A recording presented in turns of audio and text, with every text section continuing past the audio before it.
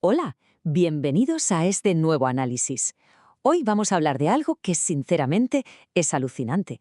Si lo pensamos bien, la simple supervivencia de nuestra especie es un problema biológico monumental, un verdadero rompecabezas de ingeniería. Pero la naturaleza, que es muy sabia, lo resuelve de una forma absolutamente impecable. ¿Cómo? Pues a través del asombroso mecanismo de la reproducción. Vamos a sumergirnos de lleno en este diseño celular y entender paso a paso cómo funciona la maquinaria que hace posible el milagro de la vida. A ver, paremos un segundo a pensar en esto. ¿Cómo una sola célula forma un humano? Es que es literalmente un milagro matemático y biológico. A partir de una única célula microscópica se construye con una precisión milimétrica un ser humano completo. Estamos hablando de una estructura final que tiene billones de células, todos diferentes, todas súper especializadas y trabajando en perfecta sincronía. ¿Cómo narices se orquesta una obra tan colosal desde un ladrillo de construcción tan minúsculo? Bueno, la clave está en una cadena de eventos que están perfectamente coordinados. Bueno, para entender este rompecabezas paso a paso, este es el camino que vamos a seguir. Primero, veremos la importancia de la reproducción. Luego, explicaremos la mitosis y la meiosis. Pasaremos a la formación de las células sexuales. De ahí a la fecundación, gestación y nacimiento. Después, analizaremos el cariotipo humano y la herencia. Y terminaremos viendo las alteraciones numéricas de los cromosomas. Empecemos por el principio, el punto número 1, la importancia de la reproducción. Fijaos, a diferencia de comer o respirar, que son cosas que necesitamos hacer sí o sí para sobrevivir hoy, la reproducción no es vital para que un individuo concreto sobreviva en su día a día. Podemos vivir perfectamente sin reproducirnos, pero a gran escala lo es absolutamente todo. Es ese gran puente biológico que conecta a las distintas generaciones. Por eso nos parecemos a nuestros abuelos. Y en última instancia es lo que garantiza que la humanidad siga habitando el planeta Tierra y no desaparezca. Ahora bien, hay que tener en cuenta una advertencia crucial que los expertos nos recuerdan constantemente. La reproducción debe ser consciente y responsable. Tener descendencia sin ningún tipo de planificación tiene un impacto enorme y directo sobre nuestro planeta. Pensemos que si nuestra casa común empieza a colapsar porque consumimos demasiado, pues sencillamente nos quedaremos sin recursos naturales y sin espacio para sostener a toda la población en el futuro. Es un recordatorio muy importante sobre ese equilibrio que debe existir entre nuestra biología y la sostenibilidad del medio ambiente. Pasamos al punto número 2, mitosis y meiosis explicadas. Vamos a meternos en lo microscópico. Aquí tenemos que imaginar que nuestro cuerpo es como una enorme fábrica, y hay dos formas de producir células. Por un lado tenemos la mitosis. Este es el proceso que usan las células somáticas, es decir, las del resto del cuerpo, para crear una copia exactamente idéntica de sí mismas. Va genial para crecer o curar un raspón en la rodilla. Pero por otro lado está la meiosis, y esto es otra historia.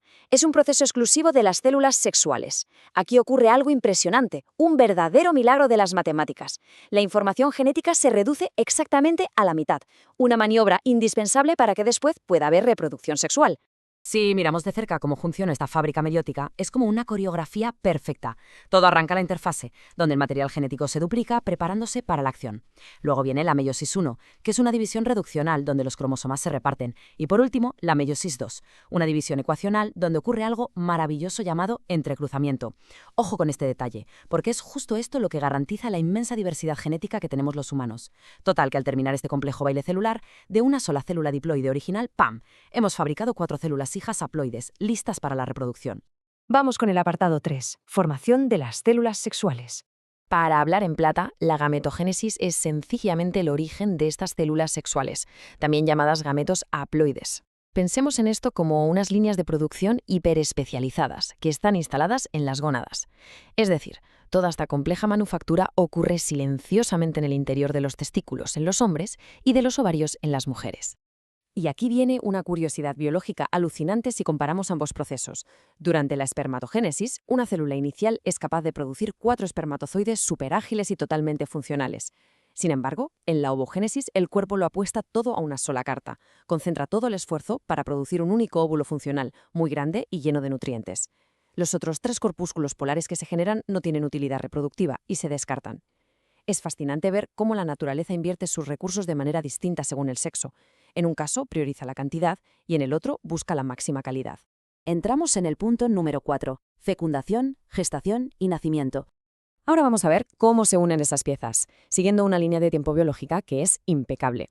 El primer paso es la fecundación, ese instante crítico donde un óvulo y un espermatozoide se encuentran y fusionan toda su información genética. A partir de ahí entramos en la gestación, una fase de unos cambios increíbles donde ese cigoto empieza a multiplicarse a un ritmo aceleradísimo. Y la meta final es el nacimiento. El parto, que, después de unas 40 semanas de desarrollo a tope, marca el inicio de una nueva vida en el mundo exterior.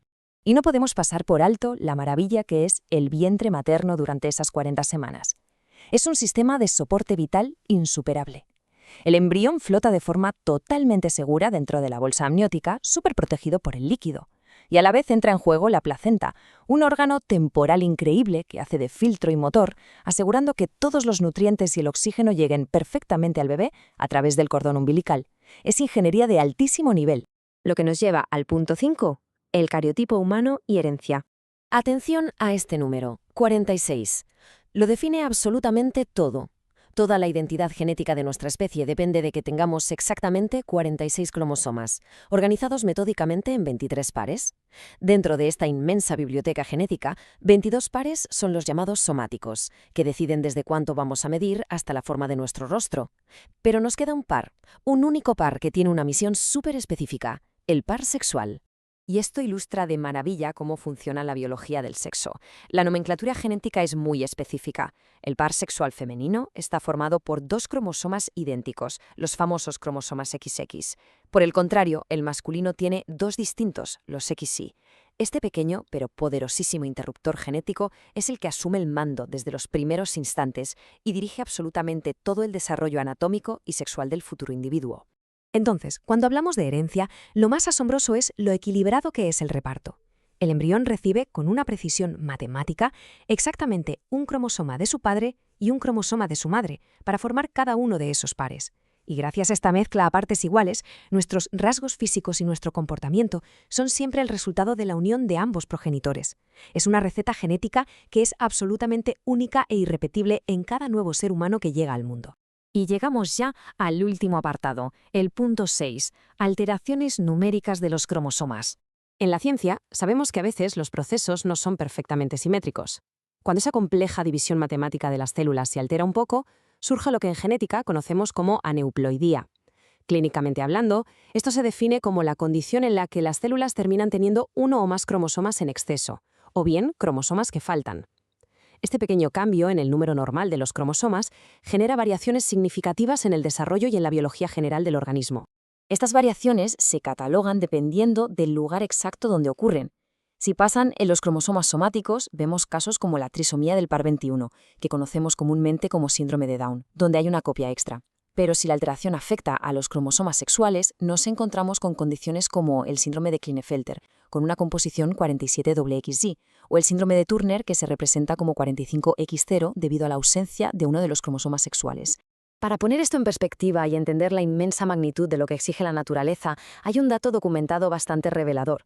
Aproximadamente la mitad de los abortos espontáneos que suceden durante el primer trimestre de gestación son el resultado directo de algún tipo de alteración numérica o estructural en los cromosomas. Es un reflejo clarísimo y muy objetivo de la extrema precisión que requiere nuestro cuerpo para lograr que la división celular sea viable desde los primeros compases. Después de ver todo esto, ¿no es increíble la frágil y perfecta precisión matemática que se requiere para crear cada mínimo aspecto de lo que somos? Cuando contemplamos este inmenso viaje, desde que una sola célula empieza a dividirse y prepararse, hasta el primer aliento de un ser vivo complejo, es absolutamente imposible no sentir un profundo respeto y un asombro total ante la increíble biología de nuestra existencia.